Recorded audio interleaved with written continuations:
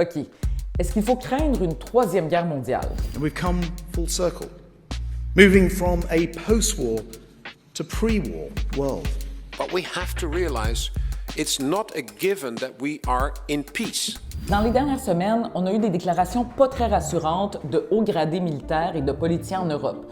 Tout ça dans le contexte de l'invasion russe en Ukraine. En Suède, le commandant de l'armée et le ministre de la Défense civile ont affirmé que les Suédois devraient se préparer à une éventuelle guerre. En Allemagne, le ministre de la Défense a dit dans une entrevue que la Russie pourrait attaquer un pays de l'OTAN d'ici 5 à 8 ans. Sans compter que l'OTAN vient de lancer un important exercice militaire qui va durer jusqu'en mai. Steadfast Defender 24 will be the largest NATO exercise in decades. OK, avant que je vous parle de guerre mondiale, il faut que je vous rappelle c'est quoi l'OTAN. L'OTAN, c'est une alliance militaire et politique qui regroupe 31 pays des Amériques et de l'Europe.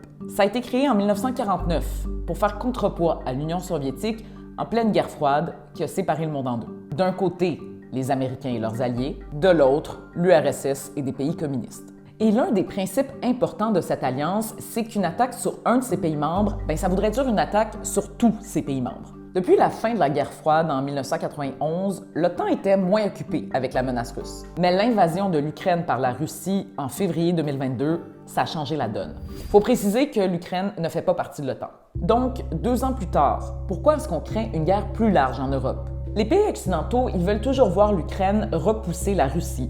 D'ailleurs, l'Union européenne vient d'approuver une enveloppe de 50 milliards d'euros d'aide à l'Ukraine.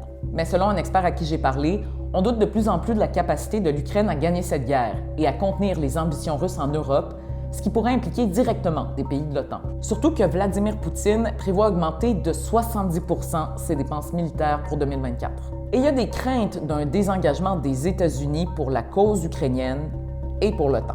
Si, d'une part, l'Ukraine ne réussit pas à vaincre la Russie, et si, d'autre part, les Américains, sous un éventuel président Trump, ne sont pas aussi engagés qu'ils l'étaient auparavant à l'endroit de la solidarité atlantique, à ce moment-là, on pourrait imaginer que la Russie commence à jouer avec surtout les pays qui font partie de son ancienne zone d'influence. Donc, selon Frédéric Mérand, les Européens n'ont plus le choix de se préparer à une possible ingérence russe, avec peut-être moins de soutien des Américains. Vladimir Poutine a dit qu'il n'avait pas l'intention de lancer une guerre contre l'OTAN. Mais des experts croient qu'il pourrait agir dans l'ombre, avec un soulèvement orchestré par la Russie ou encore en envoyant des troupes paramilitaires.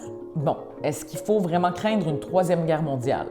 C'est une question qui revient de temps en temps dans l'actualité, notamment au début de l'invasion russe en Ukraine en février 2022. Les experts observent qu'il y a de plus en plus de conflits complexes dans le monde, mais ça reste qu'une guerre mondiale, c'est très difficile, voire impossible à prévoir.